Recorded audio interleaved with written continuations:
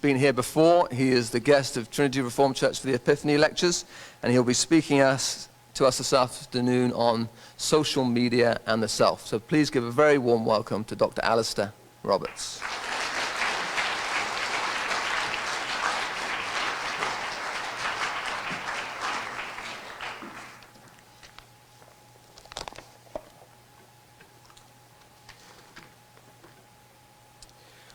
I want to talk about social media today with you and to get you to think about the way that it connects to the self. The experience and the very character of the ethical self on social media, I believe, have changed. And I want us to think about some of the ways in which this has occurred. My hope is to encourage you to recognize the ways within your own experience and within the experience of your friends and communities, some of the ways that you can see shifts occurring. The ways that you understand what it means to act ethically, what it means to be a member of a community, what it means to relate to your own identity. I want to think about the ways that those have changed. Within this context, I will be thinking also about some of the concerns raised by virtue ethics. Virtue ethics foregrounds the issue of the self within the realm of ethics, considering the way in which we are formed by our practices, the ways that communities shape us into moral groups that help us to work towards particular ends. When people talk about the formation of the self, they typically have in mind the education of the self into moral values and practices, orienting the self towards good ends. And the formation of the self on social media, however, runs deeper than this. And in some ways, it might be better to adopt different language for it. Think about the structuring of the self, for instance, to distinguish it from the sort of formation that we have in our regular communities, our offline communities. The self of social media can take multiple different forms, but to some degree or other, each of these forms is structured by the more fundamental reality and form of the technologies themselves. Now, human beings have always used various media to express themselves. They've been typically largely secondary and peripheral, with the self primarily being defined in the realm of concrete social engagement and interaction, in what some have more recently called meat space. This is meat space. The physical body was the primary medium of the self. Even secondary media have functioned as extensions and expressions of this physicality. If you think about sending a letter to someone, there's an extension of the body expressed through your penmanship, just as there is an extension of your body expressed through the playing of a musical instrument. It's a mastering of the body in accordance with the laws of an object in order to create beauty within the world. It's a physical object, a letter that you have touched, and it's something that you have worked upon and crafted, and then you pass it on. And so there are extensions of the body within this realm that are media of the body, but they have a closer relationship to the body than we might think of in the case of social media online. The novelty of the internet, and of social media in particular, lies in the extent to which ourselves and communities are migrating to a realm of representations, spectacle, and simulation. Virtual realms that are steadily replacing many aspects of the realities that they represent. As the French philosopher Guy Debord wrote in the 1960s, observing the direction society was heading even in his own day, everything that was directly lived has moved away into a representation. I put that in especially for Peter Escalante. The novelty of the internet and of social media in particular needs to be understood then in light of this, that there is a movement into a new form of representation of the self. The self on social media is primarily a represented self, an artifice or a projection constrained by the media in which it operates. You can be whoever you want to be on Facebook, provided that you express yourself within the template that Facebook provides you with. For instance, whatever self you express, that self will exist within a framework that is designed to be scrutable and serviceable to marketers, for advertising, and for other such ends. You need to be rendered scrutable to algorithms. If we were to describe the self on social media, how might we do so? There's a number of features that we might observe. First, it is disembodied. On social media, we exist largely as images and words, abstracted from our physicality. The concreteness, the friction, the locality and the particularity of the body are all effaced or overcome. When you sit in front of your computer, you may use your fingers and you may have your eyes fixed on the screen, but for the most part, your body is disengaged from what's happening. It is your mind, abstracted from your body, that engages on social media. Our bodies are sedentary, parked in ungainly postures before screens that occupy the entirety of our attention, upon which we communicate our disembodied consciousness to other disembodied consciousnesses, forgetful or neglectful of our physicality. And there are other aspects of this that need to be considered. Where is your phone? It might be in your pocket, but in a deeper sense, where is your phone? It exists in this sort of weird region, the cloud, and we think of other ways of speaking about these things to express a space that isn't physical, that isn't embodied, that isn't meat space. And the very way that we speak about things like meat space suggests that that framing of social media is then something that reconstitutes our experience and our conceptualization of regular day-to-day interactions. Second, it's atomized and decontextualized. On social media, the self is deracinated, uprooted from context and community, and fundamentally functions as a detached individual, defined by its own choices. What notion of locality remains is thin and fragile. Families, neighborhoods, churches, and other such communities are all almost invisible or non-existent on social media. Everything is ordered around the context-free individual. This can create problems relating to people. I was commenting earlier today that in my experience of relating to my own family, there are certain members of my family I will not engage with on social media because it will end in a squabble. But in person, we get on really well. But there's something about social media and the way that that decontextualizes or abstracts things from that physical, personal contact that makes it very difficult for us to have healthy interactions. Third, it is rendered as a spectacle. The self on social media is a projection or representation of the self. While we are always presenting ourselves in particular ways in our day-to-day life, I'm presenting myself here in the way that I speak, the way that I dress, the way that I comport myself before you. This is a form of presentation. Social media is different. There's a representation of the self, a projection of the self into a realm of images and words that reframes how we think about the self. Such self-presentation is always grounded in and constrained by a physicality when we're presenting ourselves in this sort of realm. Online, that's not the case. A consequence of this can be an extreme reflexivity as we reflect upon the way that we are reflected in that representation of ourselves. How other people see us. Those pictures that I put on Facebook, did enough people like them? How am I seeing myself in this image of myself that I have projected? These involve changes in the ways that we relate to ourselves. Now, I've thought about this before in terms of something like the mirror.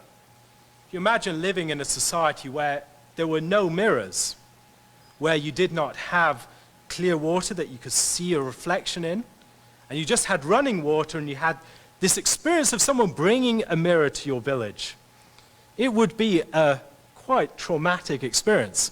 It's traumatic enough seeing our faces in the mirror in the morning sometimes.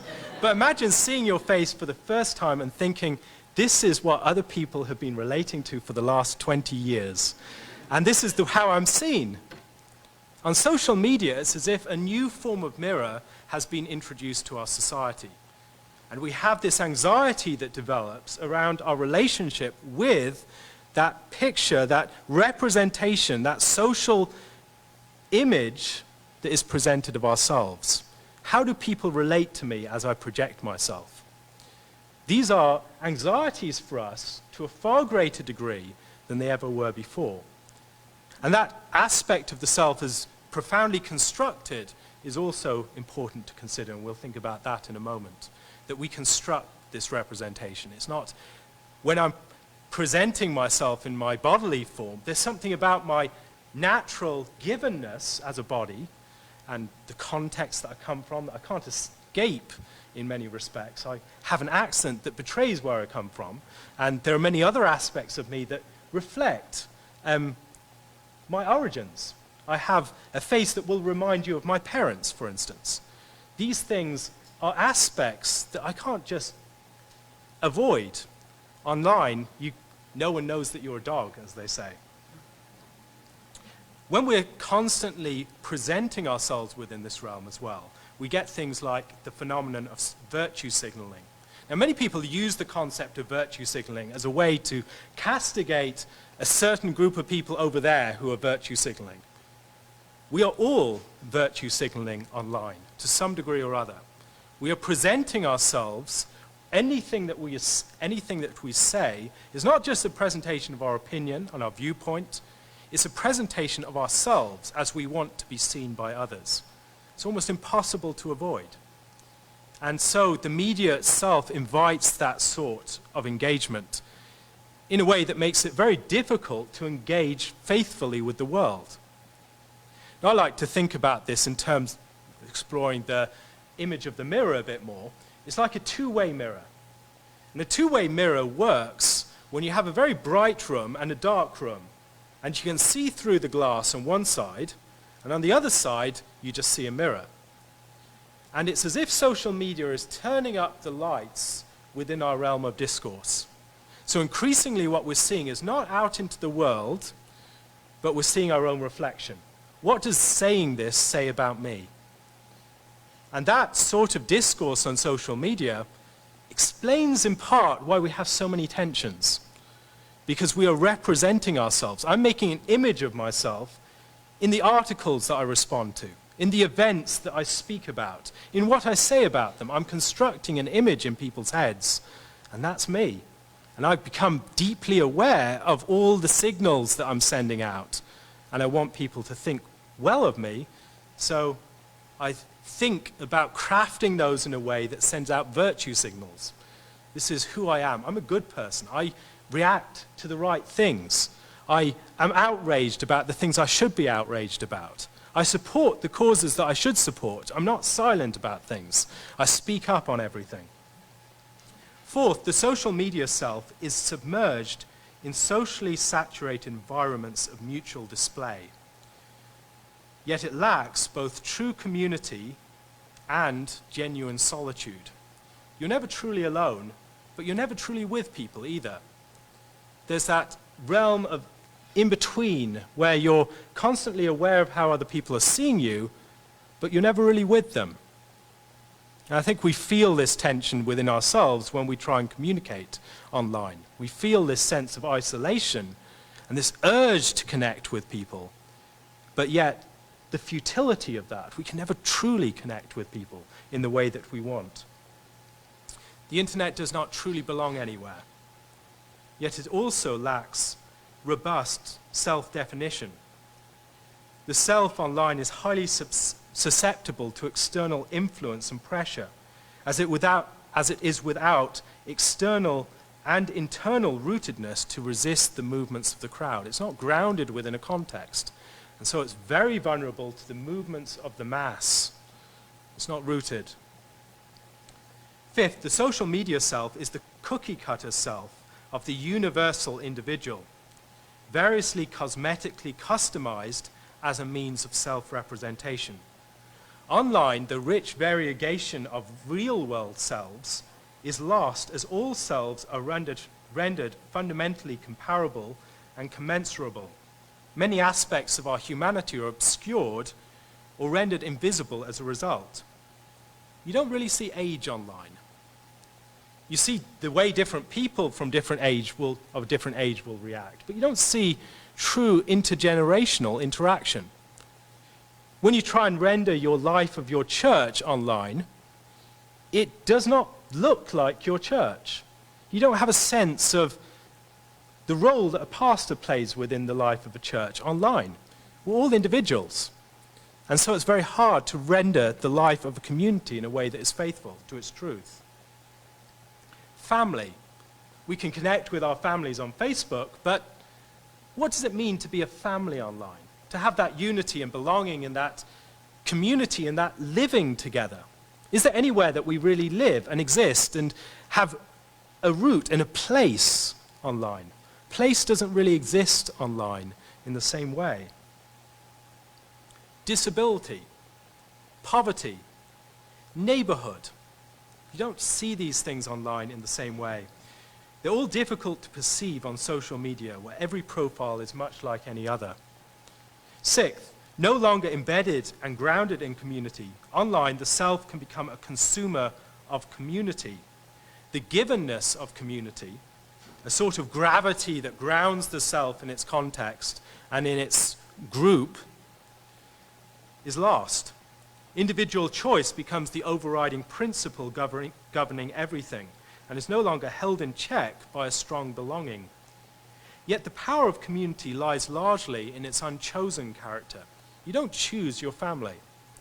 You don't choose to connect with them in meet space and then get born into that particular family, choose your initial avatar and where you're born and all these sorts of things. You don't get that. There's a rootedness, an embeddedness in something concrete that's given. We can't really escape. Yet the power of community then, it lies in this unchosen character and the ways that it can form us to choose differently. When detached selves are radically free to choose communities that fit their preferences, the power of the different characters and perspectives of our unchosen neighbors to challenge and to test and broaden our own perspectives and to knock the rough edges off our characters can be forfeited. Without the powerful balancing and stabilizing presences of unchosen neighbors, virtual communities can become far more extreme and unbalanced. Now, you've probably seen this in some people you know, who are within an existing community can be brought back to some degree of sanity when they have a crazy notion in their head, but online there's always someone crazier than them that wants to take them further. And they can find some niche of the internet where there will be someone who will render those views even more extreme. It's very difficult to have that healthy gravity of community where we all pull each other in a healthy direction.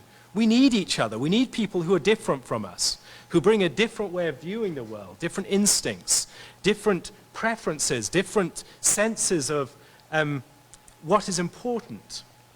And these things can be helpful in honing a healthy community, in knocking the edges off our personalities, and in helping us to live together in a way that is fruitful, in a way that brings out the best in us. And when we just spend our time with chosen communities, often we lack all of that, and we end up being formed in deeply unhealthy ways. The social media self is also a commoditized self, a self that is sold to advertisers, a self that can be measured, manipulated, and ordered, a self that is conformable to the logic of technique. 8, the social media self is fragilized, uprooted, and deracinated. It functions in highly pluralistic contexts within which it is, or at least feels, subject to intense social judgments. When you see people online, they feel besieged. It's not just Christians. We can feel besieged. Everyone feels besieged online. I talk to friends from across the spectrum in society, and they all feel besieged. They all feel judged. They all feel that their particular group is in a corner. And social media can bring that out. It can put us in a position where we feel threatened and judged. People talk a lot about echo chambers online. But increasingly, I think research is showing that echo chambers aren't so much the problem.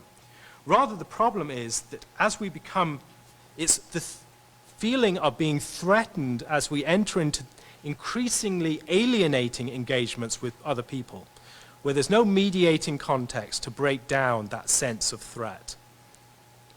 Now, when I'm talking to you here, I'm sure that there are plenty of you who have bits of disagreement with me, different perspectives and these sorts of things. But there's something about sharing this context that mitigates that. We're existing in the same place. We're sharing something physical, this location. We're talking to each other, engaging, and you'll have time to question me. Then there's that engagement relieves some of the sense of antagonism, that sense of threat. But when we don't have that, we can easily feel threatened a lot of the time. We can feel that we're exposed, that we don't have a skin to protect us from all these forces that might attack us. Often thought about this notion of a skin. One of the things that a skin does is it prevents you from either being in the state of constant immune reaction against your environment, or in this state of having to sterilize your environment, or having to quarantine yourself from your environment, or existing in this deep succumbing, this state of succumbing to your environment, where you can't resist it. A skin allows you to be in a context where the context is not sterile, but you are not threatened. And I think social media is, in many senses, the loss of our skin. We feel very exposed to each other online. And that exposure causes us to react to each other in ways that are deeply unhealthy. Finally, when lots of atomized and uprooted selves interact in realms where contexts are weak or have collapsed into each other, where the boundaries of friction between people have been lost, one of the predictable results is herd dynamics. Where we cease to function in well-structured communities, we tend to act as the undifferentiated mass or herd. And René Girard has written about this at length with the scapegoat mechanism. But I think you can see this, the way that people react. And we bring our context with us online, but they're submerged. So for instance, the last week, the way that people react to the Covington boys in that confrontation, people bring their context with them, their concerns, and these contexts are not expressed, but people are viewing that conflict very differently from the context that they are bringing to it, and in which they are placing that.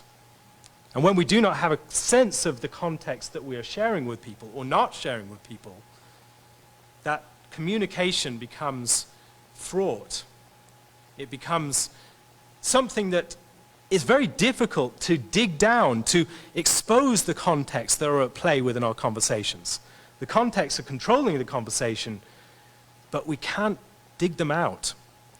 It can often be like that experience of get a large room and gather all these different people, that bratty kid from down the road, your grandmother, the homeless person out in the street outside, and bring all these people in the same room and have them talk to each other. What's going to happen?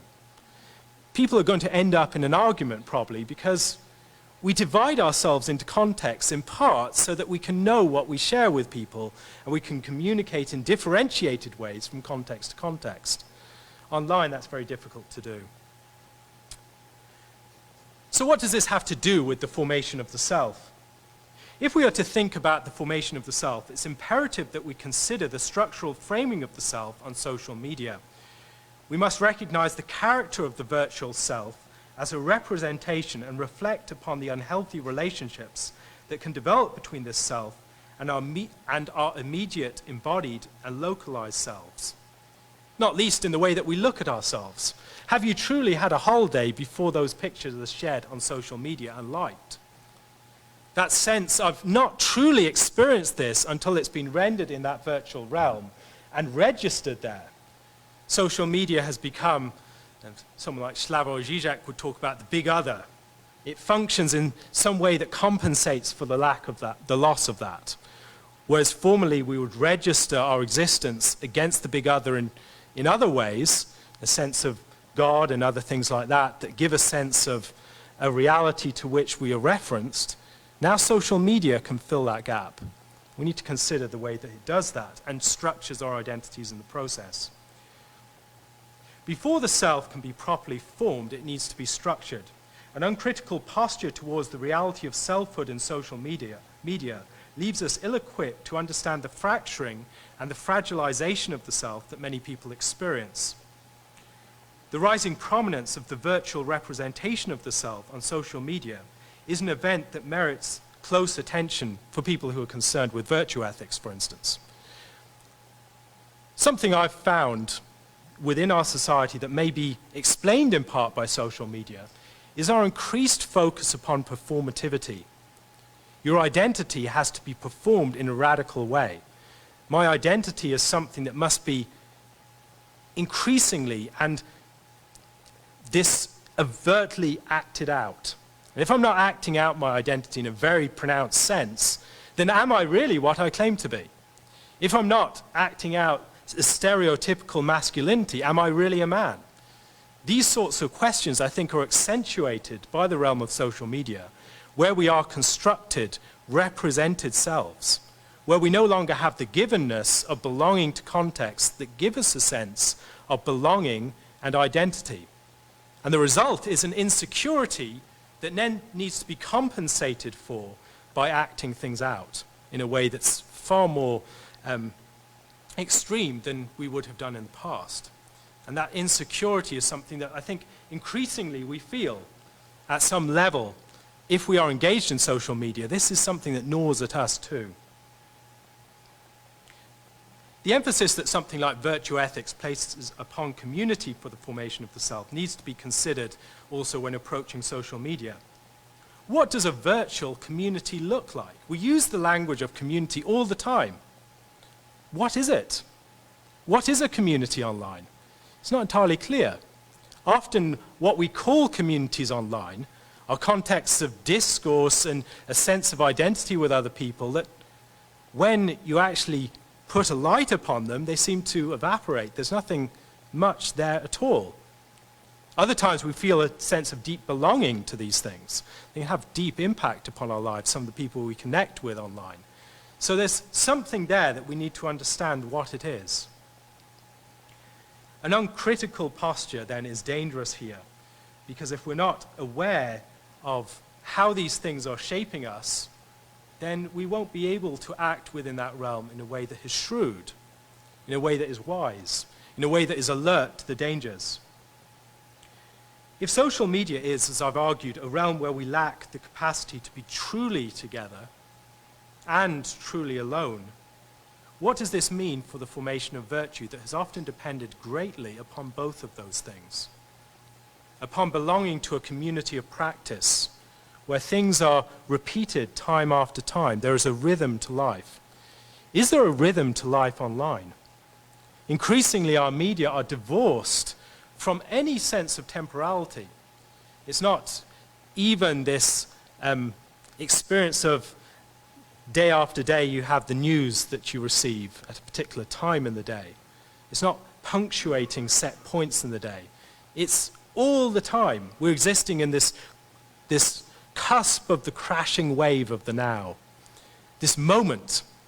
There's no sense of history, for instance. Everything is news. There's no sense of placing that news in the context of a larger framework. What does history look like online? I mean, you have your internet history, but how does that even register for you? So often these things are collapsed into the moment, and yet true communities thrive in time. In this realm where we live together in a common time that we share, a time that is ordered by ritual, by liturgy, that's ordered by schedules, that's ordered by a joining together of people's lives in the choreography of social spaces in their temporal locations. That we get together at a particular time like this to discuss issues. That's something that requires time and locality. And online, neither of those exist very clearly. We must also consider that social media isn't a political community intentionally ordered towards virtue and the common good, but is primarily an impersonal technological framework or set of platforms continually being optimized for ends that are frequently contrary and often entirely indifferent to our moral and social well-being. Now, this is very different from an Aristotelian idea of the polis, for instance, this community of virtue.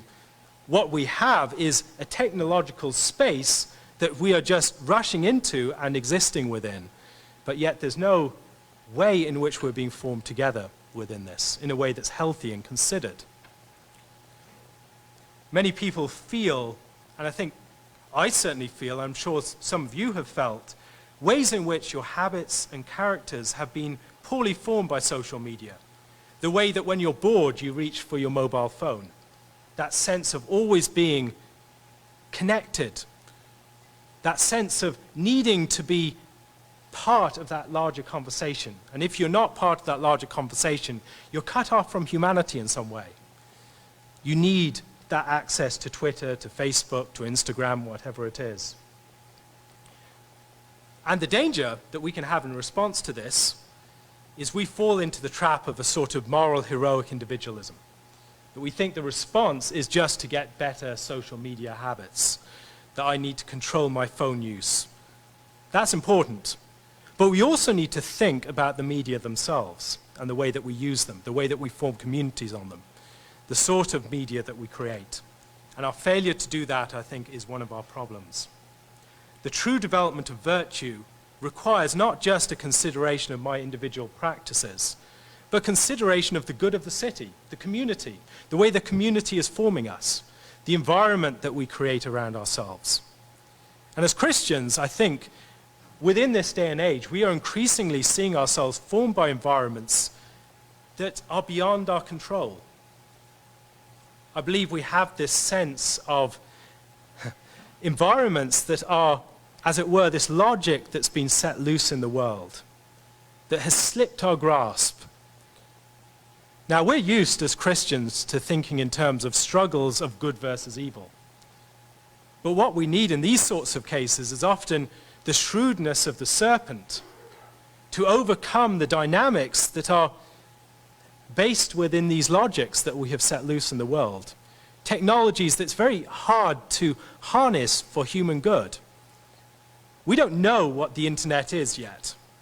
We don't know what social media is. There's a great interview with David Bowie where he is talking about the internet, and the person who's interviewing him is just surprised, that's a bit bewildered that he's talking about the internet in the way that he is. He said, is the internet not just a tool?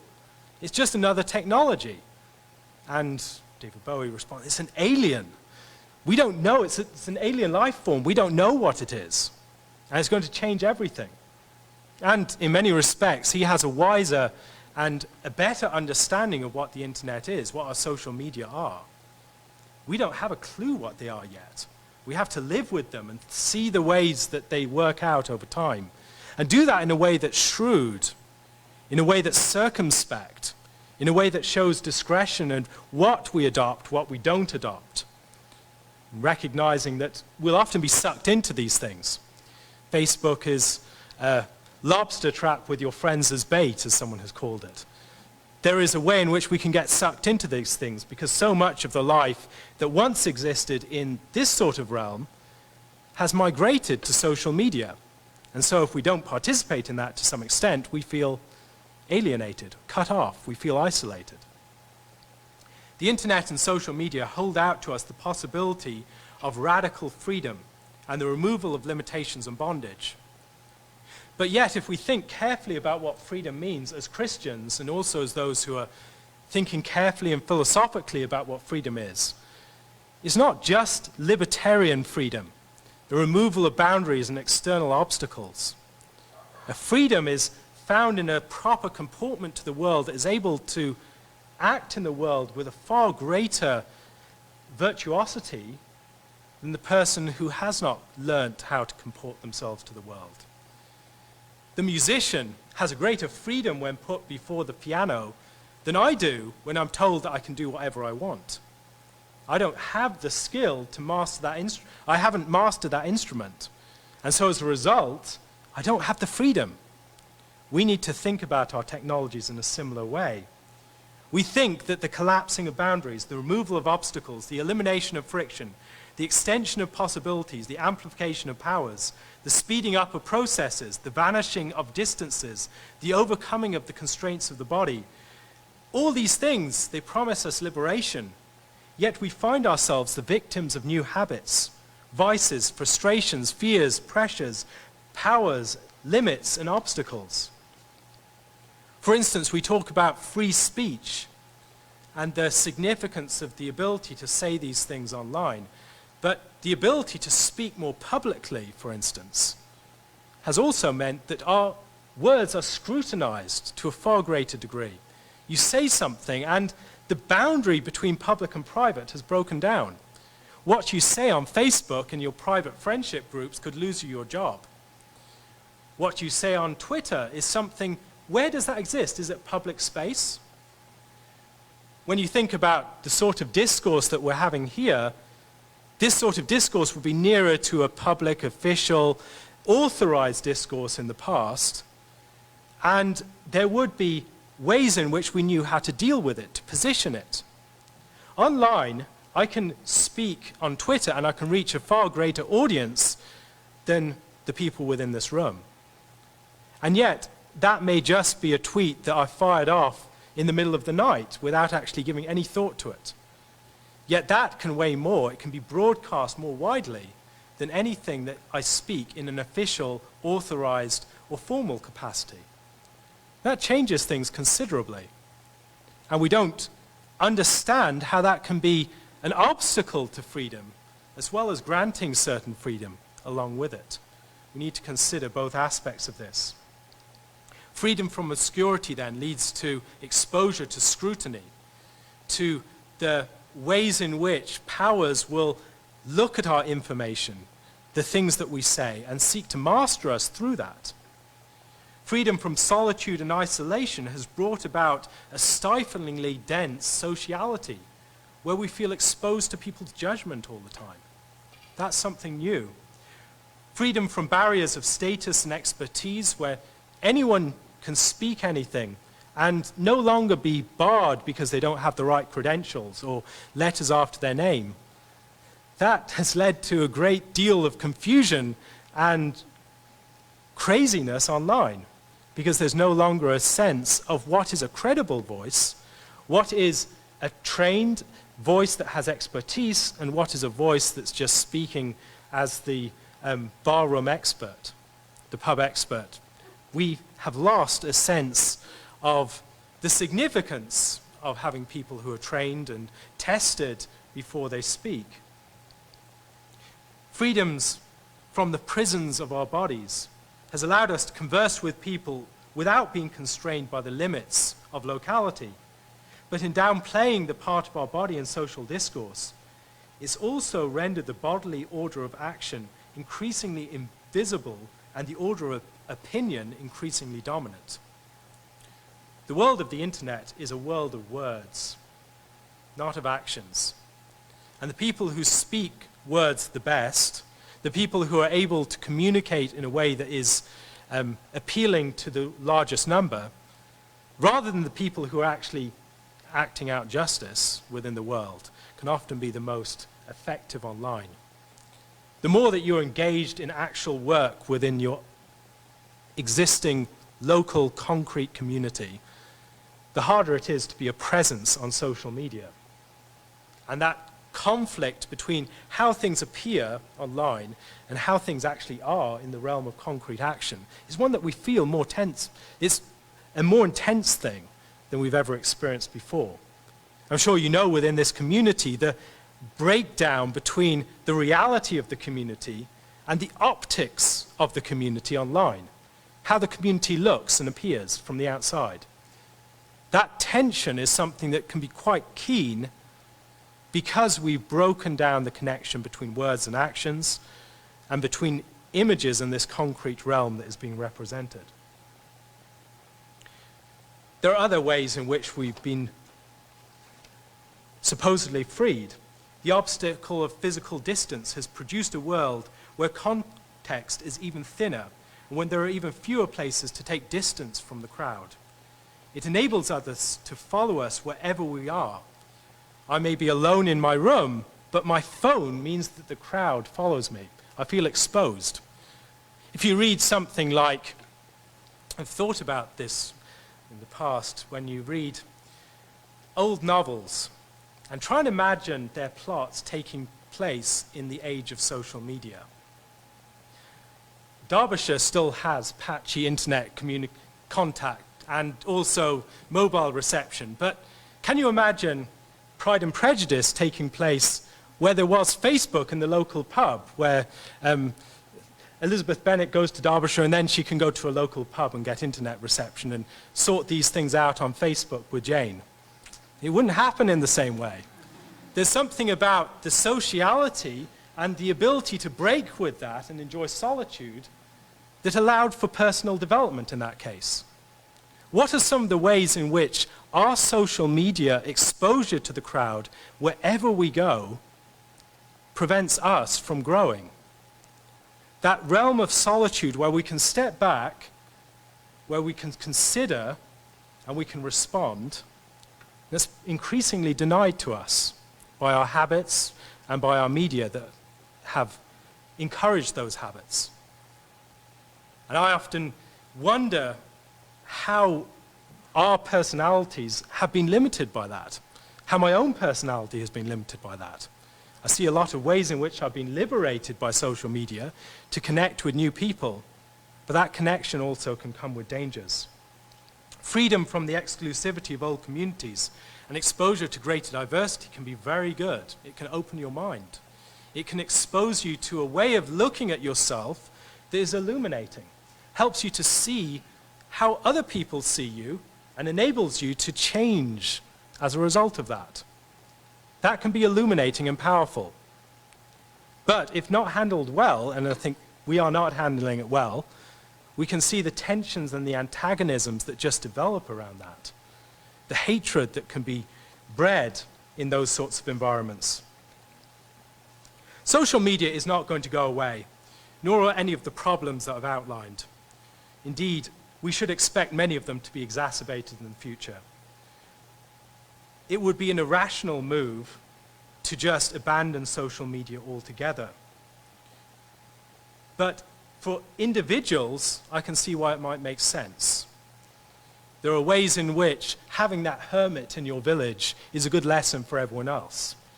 The person who shows a different way of living that challenges everyone else to consider how they are living, how their form of life is not just a given, but it's something that they have chosen, and something that is shaping them in a particular way when they could be shaped in others.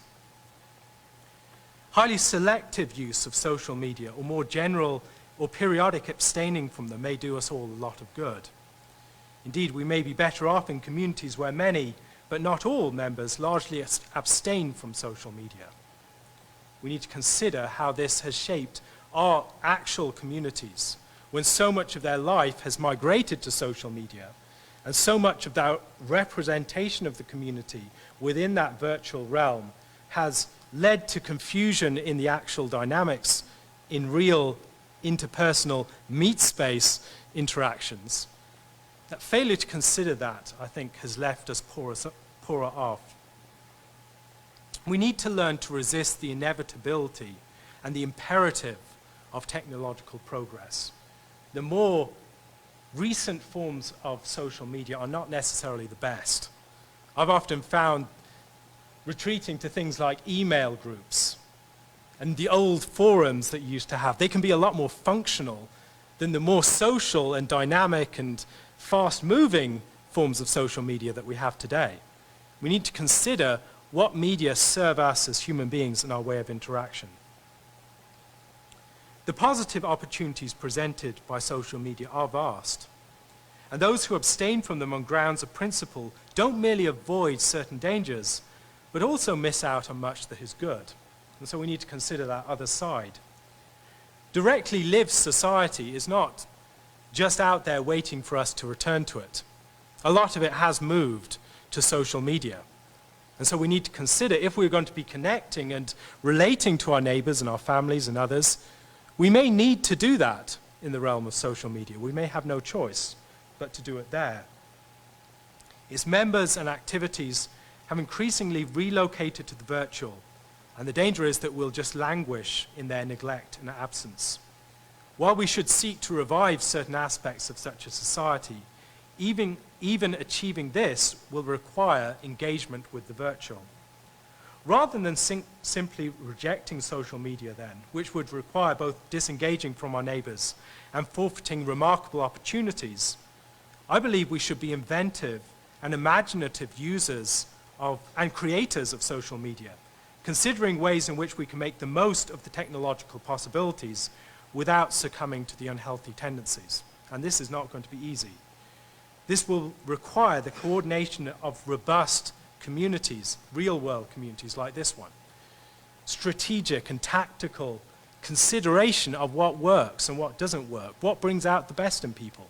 What would be a virtuous online community? Who's asking that question?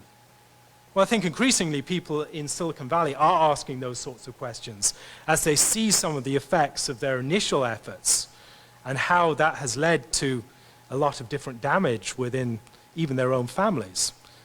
It's interesting that this original Silicon Valley character who went out there as a young man starting this with this philosophy of move fast and break things can come when they have a family to realize that maybe moving fast and breaking things isn't such a good idea.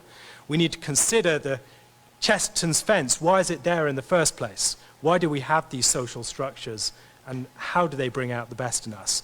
And where would we be if we removed them? And so that sort of consideration, I think, is finding voice now in ways that it hasn't before.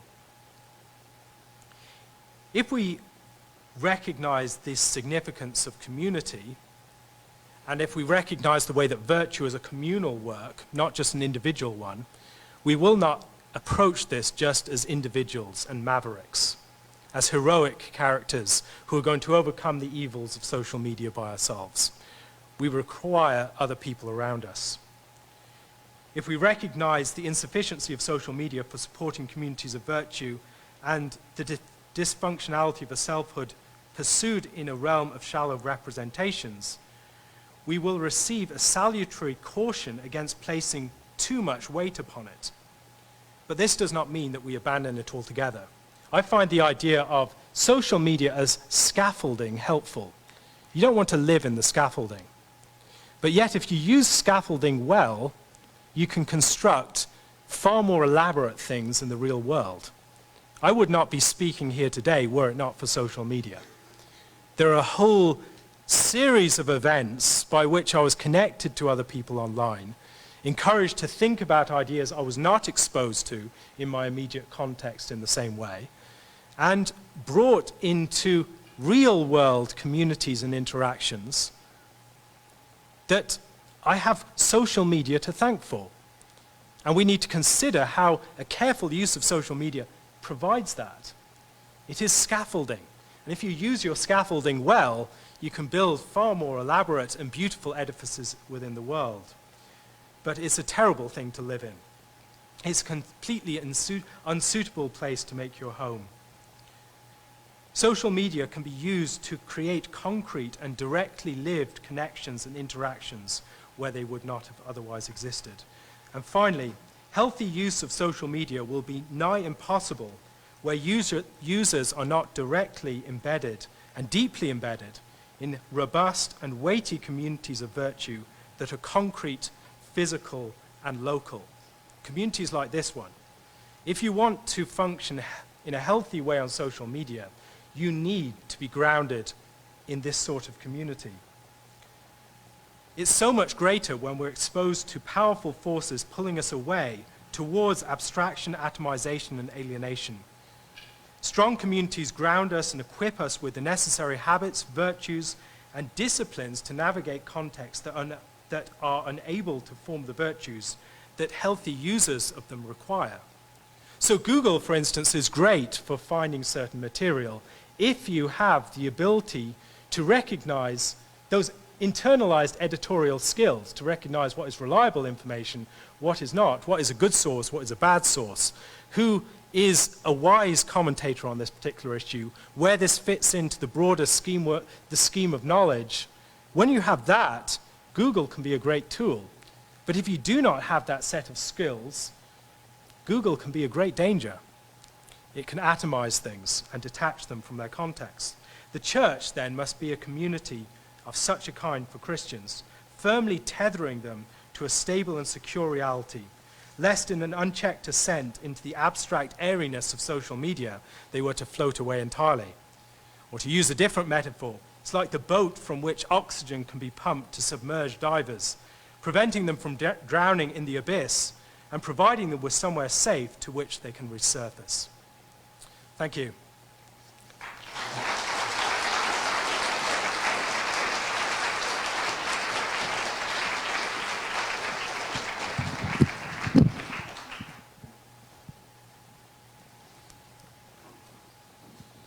I'll shift across to that chair, Alastair, now.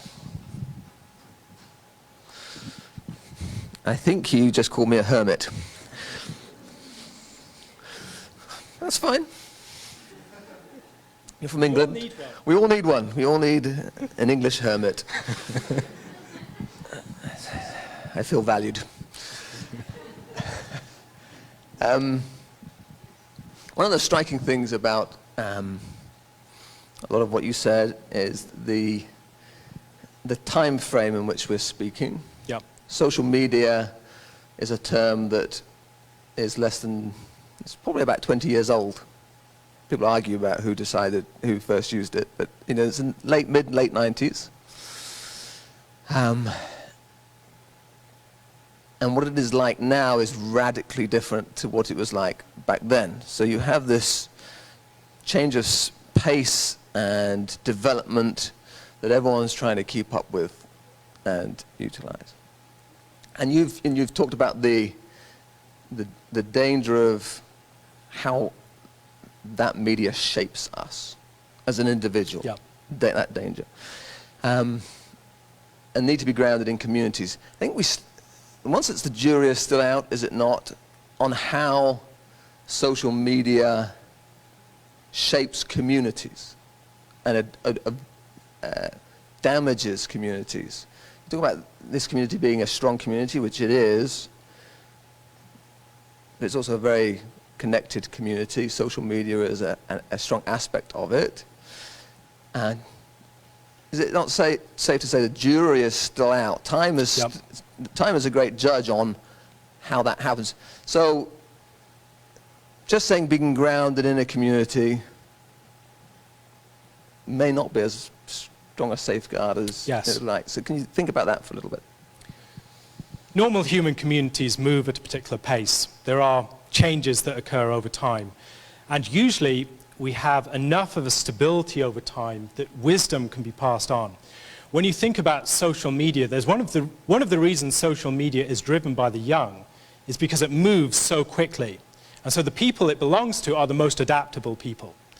And the young are always the people that are most adaptable because they're just coming into a new environment for the first time. They don't have to change. Whereas people who have been around for a while and adapted to a particular way of life and settled into that and worked out how to live best in terms of it, they are easily wrong-footed by new media. And so if we want to understand what is social media going to be like in 10 years' time, we go to the people who are 15 years old. They are our guides into the future, not the person who's been around for a few decades and has learned wisdom. So instead of wisdom, we think in terms of rapid adaptability.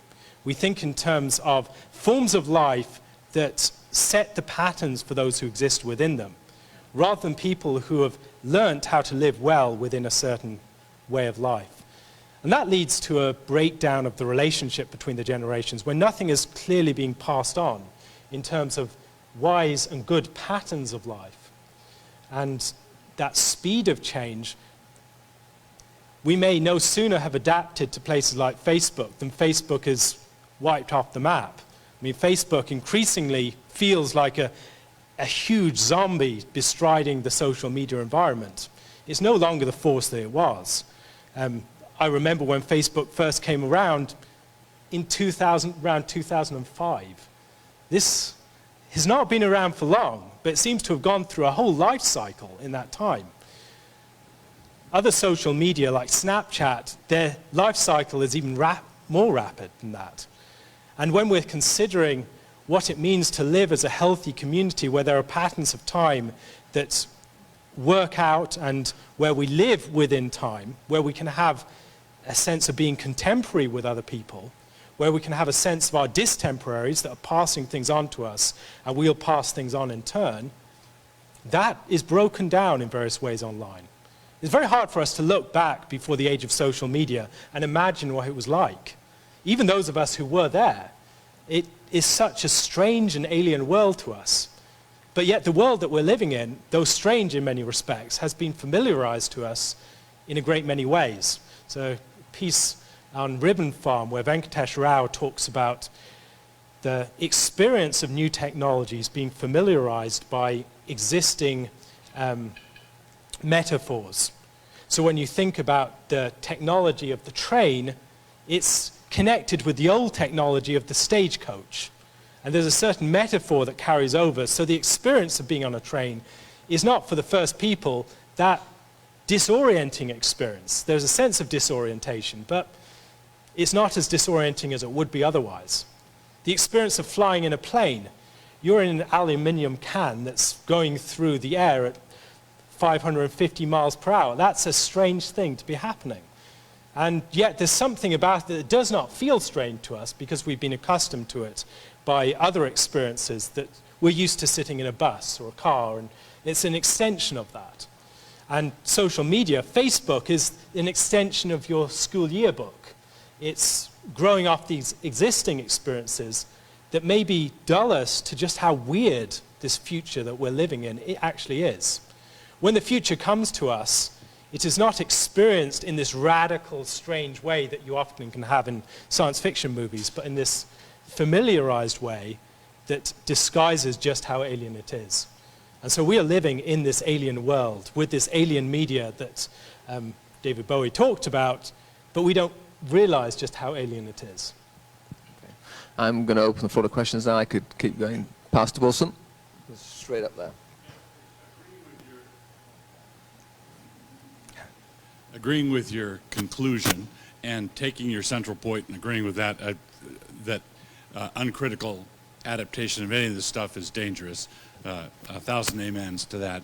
I'm wondering if uncritical resistance is also equally dangerous. So, for example, there are a number of examples, but the one that struck me most forcefully is if you went to the amphitheater at Ephesus, you had Ephesians throwing dirt in the air for 2 hours yelling, "Great is Diana," the Ephesians, in a shared space. Every battle of World War II happened in a shared space. The Holocaust happened in a shared space. Every riot, every cafeteria food fight happens in a shared space. It turns out people are sinners, and I'm wondering if shared spaces are overrated. When we're thinking about shared spaces, there are certain shared spaces online that are incredibly good. There are certain communities that I've been able to become part of where you're connected with people from around the world who are thinking about the same issues as you are and pushing you in helpful ways, and that shared space is a healthy thing. So it's not shared space per se that's the problem, not even online shared space. But when we think about those instincts that lead to the mob or the riot or the experience of the dynamics of the scapegoat mechanism, for instance, those things arise from certain instincts that can be accentuated within unconsidered sociality. And social media is not like something, in the case of our traditional forms of discourse, a social form that has been developed around organic modes of human relationship in a way that is considered to resist certain unhealthy dynamics and accentuate others. Rather, it's, as it were, a blank canvas that we just rush in and fill however we want. If you think, for instance, about the context of the law court is shaped by a great many different forms of discourse that are choreographed in a proper relationship. So if you had the the people who are in the jury talking in exactly the same way as the people who are the defendant or someone who's the prosecutor or the judge, it would break down. You need to have distinctions between these different parties and a number of different conversations that occur in differentiated spaces. And those differentiated spaces allow for the collective work of the determination and the realization of justice within society. What we have, I think, within our online shared spaces are unconsidered shared space that has not been choreographed in any sense, just on the belief that if we all go into them, it will work out well. And it doesn't work out well. We have deep misunderstandings and tensions and antagonisms. But if we do choreograph spaces online well, we often find healthy results. We find people brought together in productive conversations and not being drawn into antagonisms.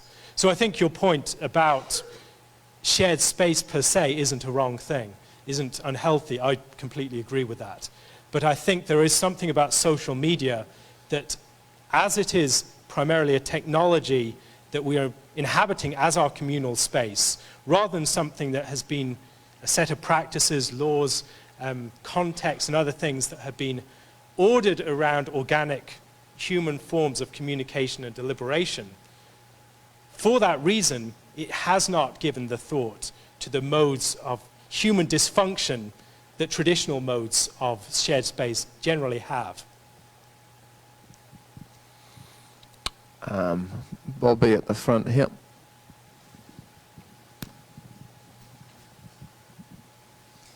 Yeah, so I've never heard anyone call texting social media before, but there seems to be a lot of overlap here. What are some of the differences? What are some of the similarities? How should we be thinking about texting in relation to this whole conversation? Yeah, it is helpful to consider the differences between forms of social media. So there are certain forms of social media that accentuate different tendencies and aspects of engagement. So for instance, Instagram is a very different thing from Twitter. And Twitter, in turn, is very different from texting. Texting is even different from something like WhatsApp, which seems very similar in other ways. When we're talking about texting, I think part of texting is the relational intimacy that it plays upon, this direct line between two people. And it's generally two people when you're talking about texting.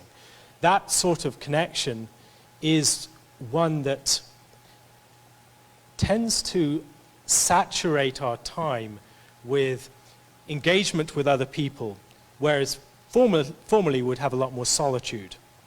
And so particularly people who are looking for intimate connection with others, texting scratches that itch.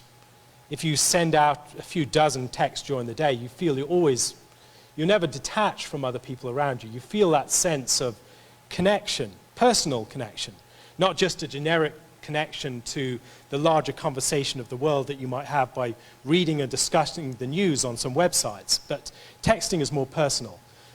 And on that front, it's interesting to consider some of the differences even between the sexes, that texting is a far bigger thing for particularly girls than for boys.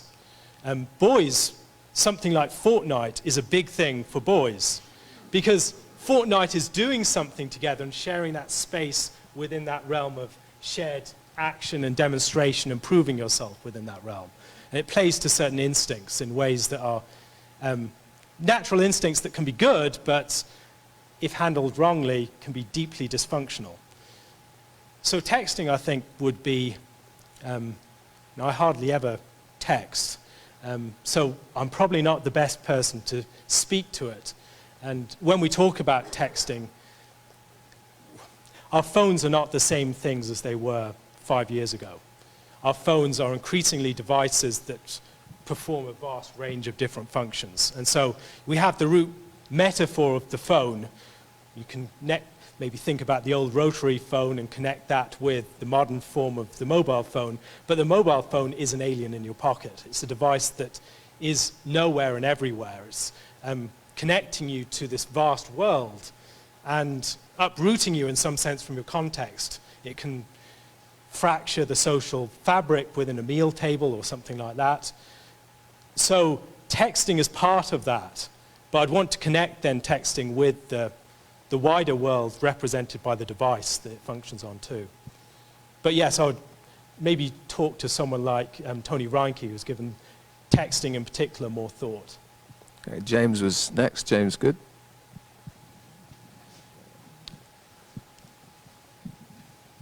So you mentioned that part of the problem with social media is we don't really have a clue what the choreography of the interaction is yet because it's so new.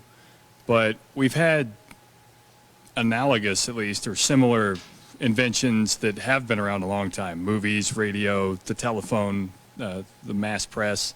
So can we learn anything from how we've learned to deal with all of those that we can then... Did we learn to deal with all of those? Well, and if we haven't, then maybe we need to back up and learn how to deal with those. But do any of the lessons apply to all of those, since those have been around longer? Yeah. One of the most basic lessons I think we can learn is that we need time. We don't adapt to new technologies wisely, quickly, because to actually communicate the body of human wisdom, it takes generational patterns. It can't just be done within 5 years. And when you consider Facebook's been around for less than 15 years. A lot of new technologies are coming at such a pace that we don't have time to adapt to them. Radio, we had a lot more time to adapt to. Television, a lot more time to adapt to. But even in those cases, there's something about the technology that comes with a sense of its own imperative within our society that has prevented us from considering it in any sustained way. And you have things like Neil Postman and others amusing ourselves to death, these sorts of discussions of the television. And Postman again talked about the disappearance of childhood in this context, that television changes what childhood is. How long would it take you to realize that television is changing childhood? It takes quite a while. Why is it that when we think about for the television, why are so many of our golden children novels about a particular period of time between the late 1800s and the end of the Second World War, particularly within an English context, or harking back to that in some way? Even something like Harry Potter is looking back at that sort of world. Why is that? What did we lose? I'm not even sure we know yet. We've not had the time to know. We've not given it the consideration. So I'd say that. And then someone was remarking earlier about some of the criticisms of these new technologies. That the radio was going to lead to extremism around the world, political extremism, and how ridiculous that was. And then you consider the significance of the 30s, and maybe it did have a role to play. A lot of our technologies have had the dysfunctional effects that were foretold, but we don't actually realize it. We're living in the aftermath of a great loss, but we've not been able to register it because we can't remember what it was like beforehand, because we've not drawn upon generational patterns, because that's how old worlds are passed on, as enabling us to compare existing worlds and the changes that have been wrought within them with previous worlds. It's very hard to imagine what the world was like before capitalism and industrialization, or what the world was like before the radio and television, and even for us before the internet. And so our vulnerability to our new media is perhaps one of the things that really strikes me. That it's that maybe we haven't learned that yet, but we can learn it from looking at how we've been affected by these previous advancements. We're going to go over this side of the room. Hannah, it'll make you run. Luke, go on. Faster, faster, faster, faster.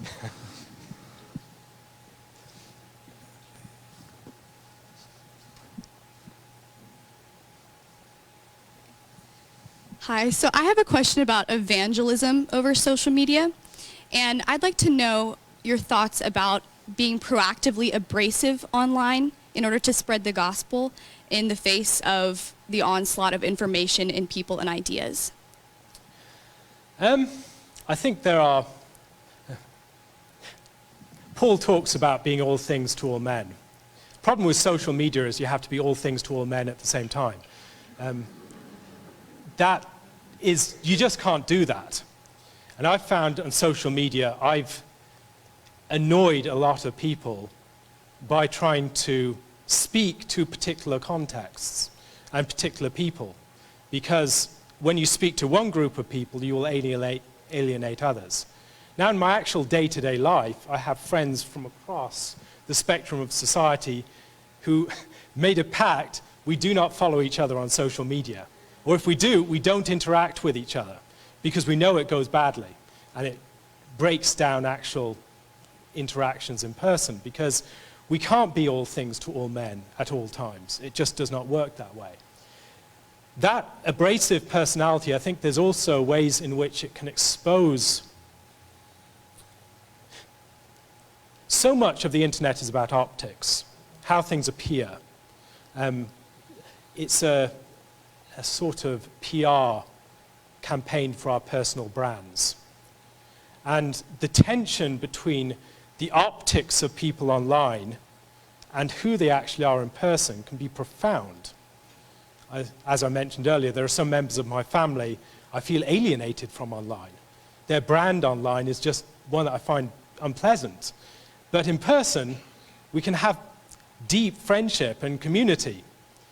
And so that abrasive character is not something that was never part of their personality. It's just a personality aspect that will come out in other contexts.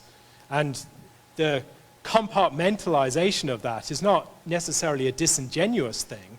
It's recognizing we're speaking into a number of different realms that can be integrated within a healthy person.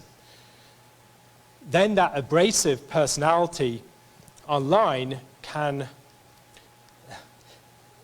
it's a negotiation. Who are you primarily want to communicate with? What group are you wanting to win over? And in winning over that group, you can be alienating everyone else.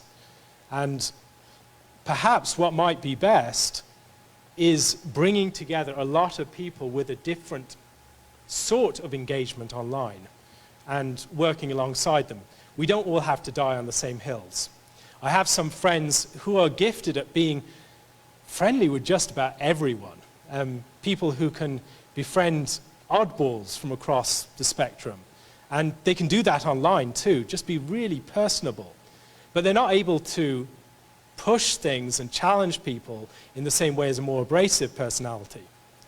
But yet that abrasive personality can be contextualized to some extent by those other personalities around them.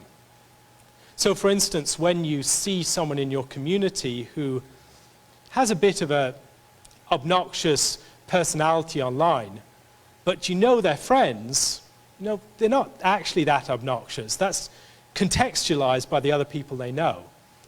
I think you can also see some of the things that people say that can be off-putting when you see the people around them in their life. If those people are flourishing, think maybe there's not something toxic about this. Maybe I need to listen a bit more closely, recognize where this voice is coming from, and see that it may not be an abrasion that is a pathological or a cruelty or something that is dysfunctional.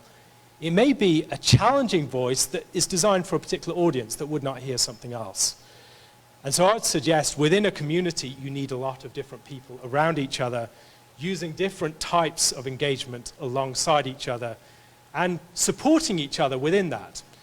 So for instance, someone like Derek Krishmoy, who's my friend, I get him in trouble, but then he also helps to smooth the waters between me and some other people, saying he's not actually that bad.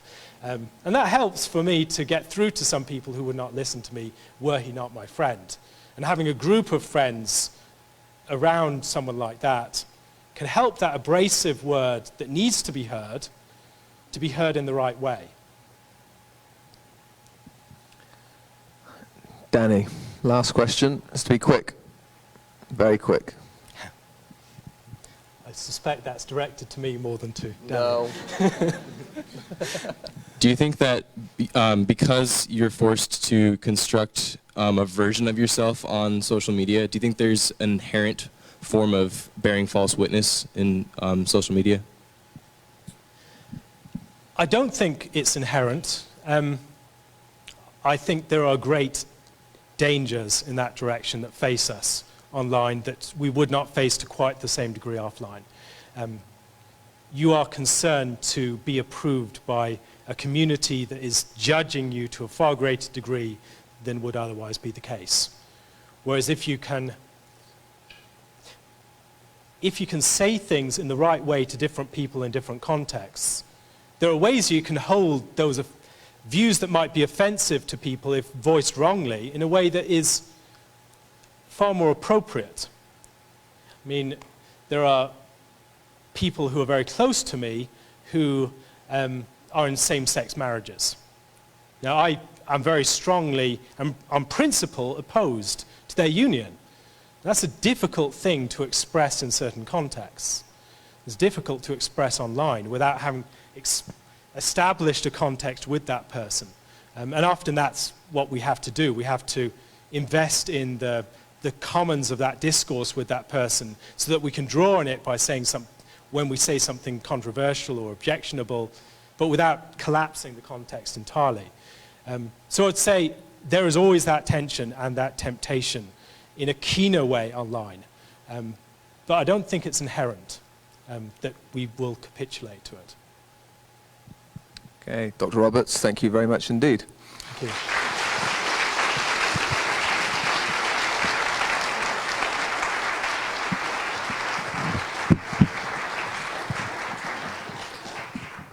Okay, let's stand for the doxology. Dr. Erb will lead us.